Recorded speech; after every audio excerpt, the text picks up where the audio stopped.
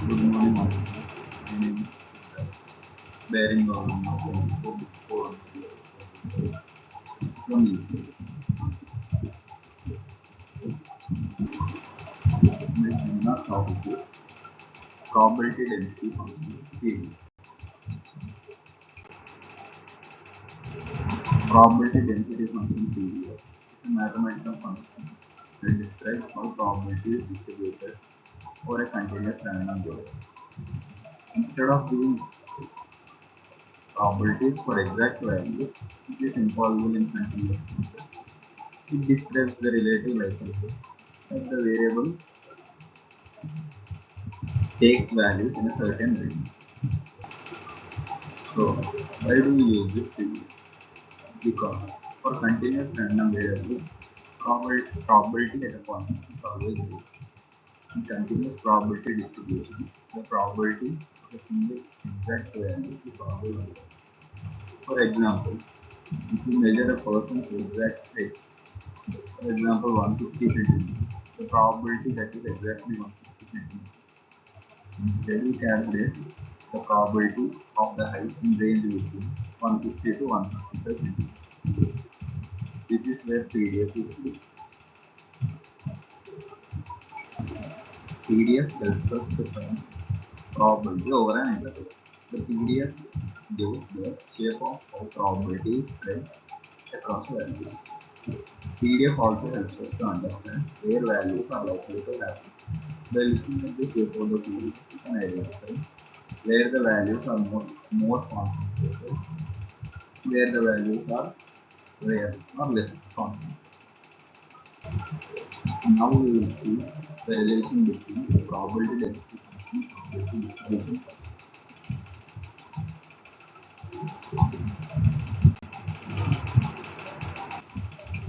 Probability density function is nothing but the derivative of the probability distribution. This is denoted by capital F of probability density effects of small effects of x is equal to d by dx of capital effects of x, which implies that that probability density function is derivative of probability distribution.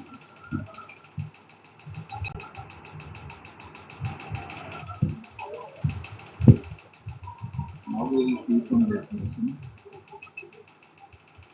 Probability density function for continuous random variable and discrete random variable. Firstly, for continuous random variable. A continuous random variable is a random variable that takes any value within a given range. Means if we take from 1 to 2, it also includes points like 1.0, 1.0 up to 2. For such random variables, the distribution function effects of x is also continuous. Probability density function of a continuous random variable is given as the derivative of the cumulative distribution function of probability distribution function. That is,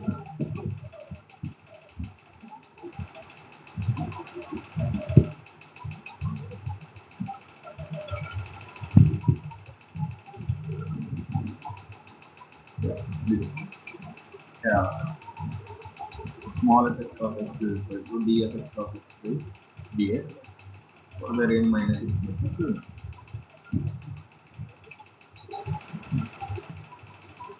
So this implies that if you know cumulative distribution function or probability distribution function, you can also find the density function by this differentiation.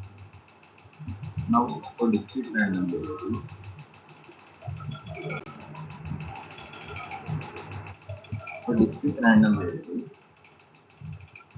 the probability density function is given as for a discrete random variable x, the probability density function is given.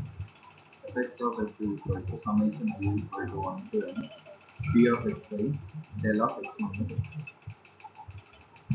Xi is the uh, value of the random variable of ith event, and p of xi is the probability of that particular del of x minus xi is nothing but the unit impulse function created at x. Let's see an example of probability density function. So let's take a probability distribution function x of x is equal to x defined in the interval 0 to 1. So probability density function of this equation is nothing but the derivative of the distribution function, that is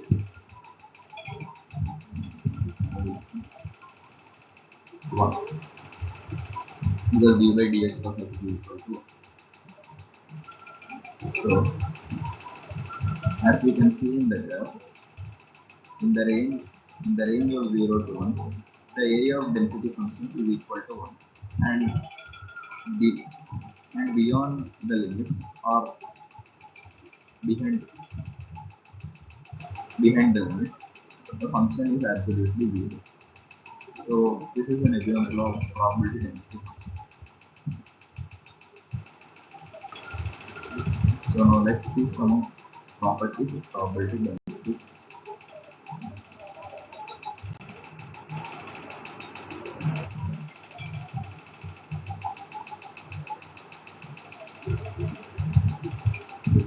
So let's consider f(x) of x is a probability density function of a continuous random variable. Then it must satisfy the following properties. First, non-negative. Density function is always greater than or equal to 0 for all x. So we also know that probabilities or densities are always greater than or equal to 0. Means probability cannot be negative. First property implies that.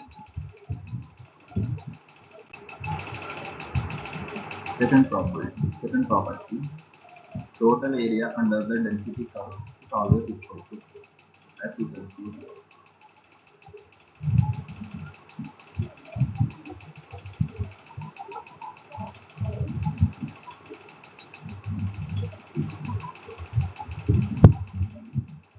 Integral minus infinity to infinity x of x dx is equal to 1, which is nothing but the total area under the density curve.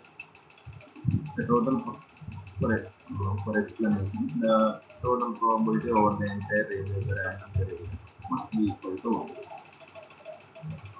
and this graph implies that.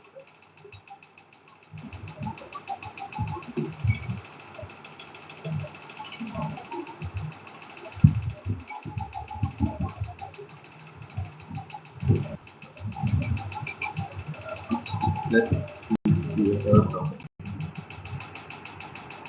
So consider a continuous random variable x with probability distribution function f(x). So f(x) of x can be expressed as integral minus infinity to x f(x) of t or x dx or dt, whatever variable. F(x) of x is the probability density function of random variable x. F(x) of x gives the probability that the random variable x takes a value less than or equal to x. F(x) of x is equal to probability of x less than or equal to x. But it is nothing but the probability distribution function. So this property implies that probability distribution function can be expressed in terms of probability density. So clear explanation. So minus infinity to x, the area is what we define as probability distribution function f(x) of x.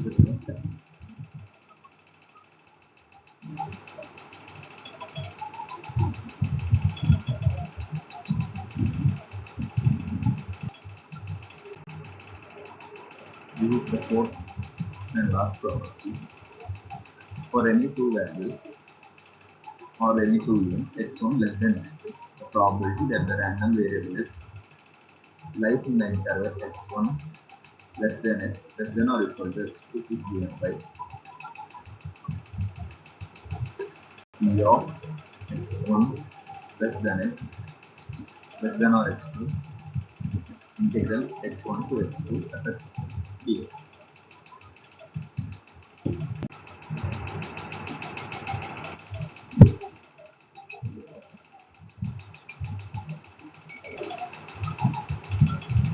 From the definition of probability density function, fx of x is equal to minus infinity to fx of t dt as known.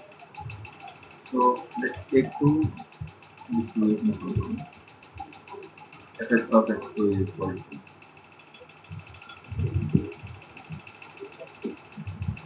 this one, and fx of x1 is equal to minus infinity to this one, fx of t dt. So when we subtract these two, our RHS becomes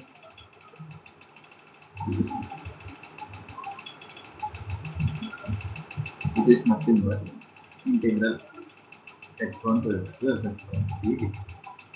So the probability between any two values is p of x1 less than x less than or equal to x. It is nothing but fx of x2 minus fx of x. So we have taken the limits of x1 and x2 from this.